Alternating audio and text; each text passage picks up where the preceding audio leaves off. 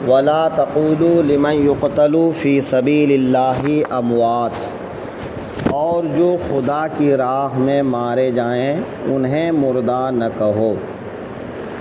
یہ آیت شہدائے بدر کے حق میں نازل ہوئی۔ لوگ شہداء کے حق میں کہتے تھے فلاں کا انتقال ہو گیا، وہ دنیاوی آسائش سے محروم ہو گیا، ان کے حق میں یہ آیت نازل ہوئی اور بتایا گیا کہ بدر کے شہداء اور آئندہ ہونے والے تمام شہداء جو اللہ کی راہ میں لڑتے ہوئے اپنی جان دے دیتے ہیں تو وہ لوگ مردہ نہیں ہیں، یعنی ان کی زندگی دنیا کے لحاظ سے تو ختم ہو گئی، لیکن اللہ کے یہاں ان کا بڑا اجر و ثواب ہے، اور زمین کے نیچے ان کی روحیں زندہ ہیں، اور ان کی روحوں کا ان کے جسموں کے ساتھ میں ایک خاص تعلق ہے۔ یوں تو جو ہے روحیں نہیں مرتی، چاہے وہ روح مومن کی ہو یا کافر کی، نیک کی ہو یا برے کی، روح کو موت نہیں آتی ہے۔ موت جسم کو آتی ہے کہ جسم کے اندر سے روح نکال دی جاتی ہے، اور روح اپنے مالک جسم کے اعتبار سے اگر وہ ایمان والا ہے تو اسی لحاظ سے، اگر وہ کافر ہے تو اسی لحاظ سے اس کو ایک ٹھکانہ ملتا ہے، ایک جگہ ملتی ہے۔ تو کافروں کے بارے میں یہ آیا ہے کہ ان کی روحیں یا تو ان کے مرگھٹ میں، ان کے شمشان میں، یا اسفل السافلین میں، اور ایمان والوں کی روحیں ان کے درجات کے اعتبار سے آسمانوں میں، یہاں تک کہ اعلیٰ علیین میں ان کو ٹھکانہ ملتا ہے، جگہ ملتی ہے۔ تو ہر انسان جب مرتا ہے تو اس کے جسم پر موت طاری ہوتی ہے، روح پر موت طاری نہیں ہوتی۔ جب قیامت کے دن حساب و کتاب ہوگا، جنتی جنت میں چلے جائیں گے، جہنمی جہنم میں، پھر نہ کسی کو جنت سے نکلنا ہوگا نہ کسی کو جہنم سے نکلنا ہوگا، تو جنت اور جہنم کے بیچ میں تمام روحوں کو مینڈھوں کی شکل میں لا کر ذبح کر دیا جائے گا۔ اب جہنمی ہمیشہ کے لیے جہنم میں اور جنتی ہمیشہ کے لیے جنت میں، نہ جہنمیوں کو موت آئے گی اور نہ جنتیوں کو موت آئے گی۔ لیکن یہ کب ہوگا؟ قیامت کے حساب کتاب ہو جانے کے بعد۔ لیکن ابھی جو ہے روحوں کو ان کے جسموں کے لحاظ سے ایک مقام ملا ہوا ہے، مرتبہ ملا ہوا ہے، اور وہ وہاں پر رہتے ہیں، لیکن جسم کے ساتھ اس کا ایک تعلق ہوتا ہے۔ وہ تعلق کمزور یا قوی، طاقتور، وہ تعلق کم اور زیادہ، تو اس کے مالک جسم کے اعتبار سے اس کا ہوتا ہے۔ اسی لیے جب جسم کے ساتھ عذاب اور ثواب کا معاملہ ہوتا ہے تو روح کو اس کا احساس ہوتا ہے، اور کہتے ہیں کہ اس آدمی کو ثواب ملا جنت ملی، اس آدمی کو عذاب ملا جہنم میں گیا۔ تو روح اپنی جگہ رہ کر اپنے جسم سے تعلق رکھتی ہے اور اس طرح سے روح کو جسم پر ہونے والے ثواب اور عذاب کا احساس ہوتا ہے۔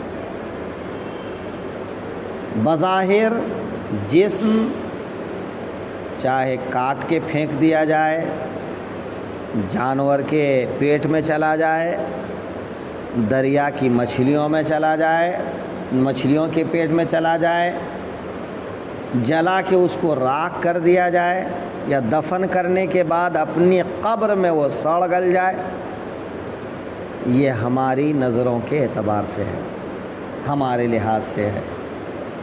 اللہ تعالیٰ قادر مطلق ہے، وہ تمام جسموں کو اکٹھا فرماتا ہے اور جسم کو ثواب اور عذاب دینے کے لیے وہ تشکیل دیتا ہے، فرشتوں کو مقرر کرتا ہے اور وہ فرشتے اس کو ثواب یا عذاب دیتے رہتے ہیں۔ لیکن عام انسانوں کی روحوں کا ایسا تعلق ہے، شہدائے کرام کی روحوں سے جسم کا تعلق بہت زیادہ قوی ہوتا ہے، اور اتنا قوی ہوتا ہے کہ پھر ان کے جسم کے اوپر مٹی کا اثر نہیں ہوتا ہے نا۔ مٹی میں ان کے جسم کو دبانے کے باوجود بھی مٹی ان کے جسم کو میلا تک نہیں کر پاتی، کھا نہیں پاتی۔ عام انسان کا جسم کیا ہوتا ہے؟ وہ سڑ گل کے ختم ہو جاتا ہے، لیکن شہداء کے جسم نہ سڑتے ہیں نہ گلتے ہیں، وہ تر و تازہ رہتے ہیں۔ جن کا جیسا عمل ان کے ساتھ ویسا ہی معاملہ ہوتا ہے۔ شہداء کے علاوہ بھی بہت سے ایسے لوگ ہیں جن کا جسم سلامت رہتا ہے، ان کے عمل کے اعتبار سے، ان کی نیکی کے اعتبار سے، ان کے ایمان کے اعتبار سے۔ لیکن شہدائے کرام کا حال یہ ہے کہ ایمان ان کے پاس ہے اور وہ اللہ کی راہ میں لڑتے ہوئے شہید ہو گئے۔ نماز، روزے، حج، زکوٰۃ انہوں نے کتنے کیے نہیں کیے تو ایک الگ سوال، شہید ہوتے ہی وہ جنتی ہے نا۔ وہ شہید ہوئے کہ وہ جنتی، شہید ہوئے کہ ان کو ایک ایسا مقام و مرتبہ ملا کہ اب قیامت تک ان کا جسم ٹوٹنے، پھوٹنے، کٹنے، پھٹنے، سڑنے، گلنے سے بچا رہے گا، ہے نا۔ تو اس کو یوں سمجھیے کہ ایک پیڑ پودے کو جب آپ اس کی جڑ سے الگ کر دیتے ہیں تو وہ سوکھ جاتا ہے، لیکن وہ جڑ سے لگا رہنے کے بعد تر و تازہ رہتا ہے نا۔ تو سورج ہزاروں میل کی دوری پر ہے، اس کی روشنی سے پیڑ پودے، گھاس پھوس، ساگ سبزیاں ہری بھری رہتی ہیں۔ تو جب ایک سورج کی روشنی کا اثر اتنا ہے، آپ دیکھے ہوں گے گاؤں میں کہ پیڑ جہاں ہوتا ہے سایہ کے نیچے جو کھیتی لگاتے ہیں وہاں کی کھیتی اچھی نہیں ہوتی، اور جہاں دھوپ لگتی ہے وہاں کی کھیتی اچھی ہوتی ہے نا۔ تو کھیتی کو دھوپ کی بھی ضرورت ہے، تو دھوپ سے اس کو انرجی ملتی ہے، طاقت ملتی ہے۔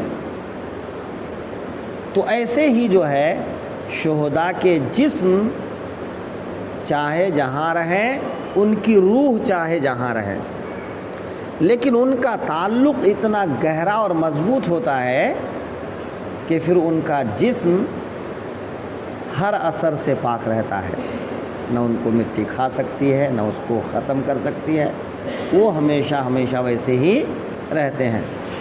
یا بہت سے شہداء بھی کوئی جل گئے، کوئی ڈوب گئے، کوئی اور کچھ ہو گئے، یہ اللہ کی راہ میں ایسے بھی مواقع آئے نا، لیکن وہ ہماری نظر میں جسم جل گیا، ان کا جسم جلا ہوا جسم بھی اگر آپ زمین کے نیچے دفن کیے ہیں تو جیسا جلا ہوا ان کو دفن کیا ویسا ہی جلا ہوا ان کو آپ کو برسوں بعد بھی ملے گا، سال ہر سال کے بعد بھی ان کو ایسے ہی ملے گا آپ کو۔ تو یہ اللہ تعالیٰ کا خاص کرم ہے شہدائے کرام کے ساتھ میں۔ تو شہدائے کرام کی زندگی ایک معنوی لحاظ سے ہے، روحیں سب کی زندہ ہیں، لیکن روح کا جسم سے جو ایک خاص تعلق ہے وہ شہداء کا ہے۔ انبیاء کرام کا، تو انبیاء کرام کا معاملہ پھر اس سے بھی الگ ہے کہ انبیاء کرام کے جسم کے ساتھ ان کی روح حقیقی حیات کے ساتھ میں ہے۔ جیسا کہ زمین کے اوپر چلتے پھرتے کھاتے پیتے ان کو ایک حقیقی حیات حاصل تھی، زمین میں دفن کرنے کے بعد بھی انبیاء کرام کو ویسے ہی حقیقی زندگی حاصل ہے۔ بس فرق اتنا ہے کہ پہلے وہ ظاہری حیات میں تھے، اب وہ ظاہری حیات سے پردہ کیے ہوئے ہیں۔ اللہ کا ایک قانون ہے، اس قانون کے تحت کہ ہر نفس کو موت کا مزہ چکھنا ہے، موت کی وادی سے سبھی کو گزرنا ہے۔ اللہ کا وعدہ ایک آن کے لیے ہوتا ہے کہ موت طاری ہوئی، پھر ان کی روح ان کے جسم میں لوٹا دی جاتی ہے۔ انبیاء کرام کی روح انبیاء کرام کے جسم میں لوٹا دی جاتی ہے، اور جہاں وہ مدفون ہوتے ہیں اسی جگہ وہ اپنی روح کے ساتھ حقیقی حیات کے ساتھ زندہ رہتے ہیں۔ اس لیے حدیث پاک میں ہے حرم اللہ علی الارض ان تأکل اجساد الانبیاء، کہ اللہ نے زمین پر حرام فرما دیا ہے انبیاء کے جسموں کو کھانا۔ وہ انبیاء کے جسم کو کھا نہیں سکتے، لیکن جسم تو شہداء کے باقی رہتے ہیں، علماء کے باقی رہتے ہیں، صالحین کے باقی رہتے ہیں۔ ان کا باقی رہنا ایک معنوی اعتبار سے ہے، اور انبیاء کرام کا باقی رہنا حقیقی اعتبار سے ہے۔ یہ ہے فرق، ہے نا؟ تو روح ہمیشہ زندہ رہتی ہے، روح مرتی نہیں ہے، جسم مرتا ہے۔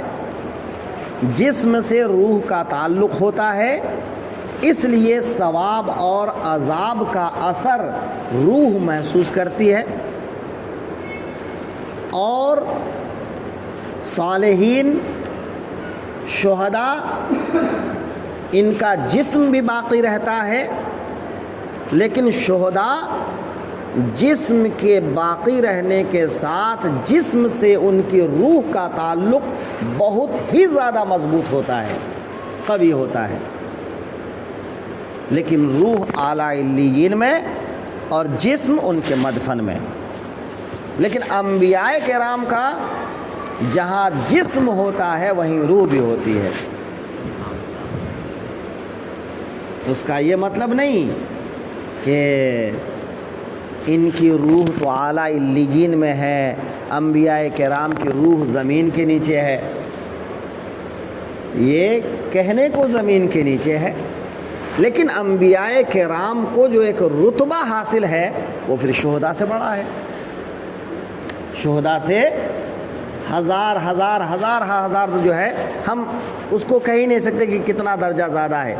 جو ایک نبوت اور رسالت کا مقام ہے، اس مقام کے ساتھ ان کو بلندی حاصل ہے، لیکن ان کی بلندی ایک ایسی چیز ہے کہ ان کا جسم ان کی روح کے ساتھ باقی رہ کر کے، حقیقی حیات کے ساتھ میں رہ کر کے اللہ نے ان کو ایک اعلیٰ مقام عطا کیا ہے۔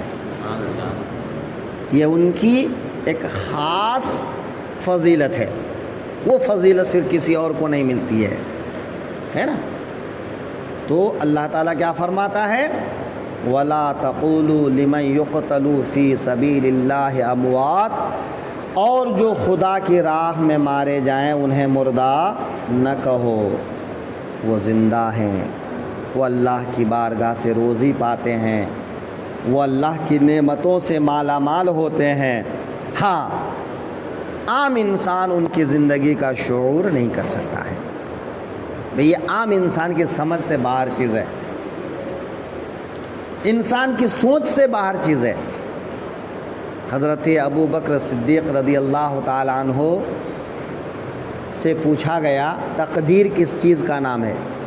بولے جو سمجھ میں نہ آئے وہی تقدیر ہے نا؟ جو سمجھ میں نہ آئے وہی تقدیر ہے۔ تو ایمان ایسی ہی چیز ہے، کچھ چیزیں سمجھ میں آتی ہیں تو ایمان رکھتے ہیں، اور کچھ چیزیں جو سمجھ میں نہیں آتی ہے تو ایمان رکھتے ہیں۔ تو کچھ چیزیں بغیر سمجھے ہم کو ایمان رکھنا ہے، اس لیے کہ ہم کو ہمارے رسول نے ایسا ہی بتایا ہے نا؟ کہ رسول نے بتایا ہم نے مانا، باقی ہماری اتنی عقل نہیں ہے کہ ہم اس کی حقیقت کو سمجھ سکیں، اس کی گہرائی کو جان سکیں۔ وہ انبیاء کرام کی عقل الگ ہے، عام انسان کی عقل الگ ہے، تو ہماری عقل میں اتنی طاقت نہیں کہ ہم اس کو سمجھ سکیں، لیکن بس ہمارا ایمان ہے کہ سمجھ میں آئے تو ایمان ہے، نہ آئے تو ایمان ہے، بس ایمان لائے ہیں تو آمنا صدقنا، بس۔ اس لیے ہر چیز کو جو ہے سمجھنے کی ضرورت نہیں ہے، بھئی یہ میری سمجھ میں نہیں آ رہا ہے، مولانا نے ایسا کیسے بیان کر دیا، یہ تو میری سمجھ میں نہیں آ رہا ہے۔ ضروری ہے ہر بات کو سمجھنا۔ مولانا 14 سال پڑھائی کر کے سمجھے ہیں، اور تم 14 گھنٹہ بھی نہیں پڑھتے اور سمجھ جانا چاہتے ہو؟ تو ہر کسی کی سمجھ الگ ہوتی ہے، تو کسی کی سمجھ پڑھ لکھ کے بڑھتی ہے، کسی کی اللہ کی طرف سے بڑھتی ہے۔ تو عام انسان کی سمجھ عام انسان جیسی ہے، خاص لوگوں کی سمجھ خاص لوگوں کے اعتبار سے ہے، انبیاء کی سمجھ انبیاء کے اعتبار سے ہے۔ وہ سمجھ والا جانے اور سمجھ عطا کرنے والا جانے۔ ایک عام انسان کا کام اتنا ہے، اللہ اس کے رسول کا یہ مطلب ہے، ہم اس پر ایمان رکھتے ہیں۔ جو اللہ رسول سے صاف صاف نہیں معلوم، علماء نے اس کی تشریح کیا ہے، علماء نے اس کو سمجھا ہے، ہمارا اس پر ایمان ہے، بس۔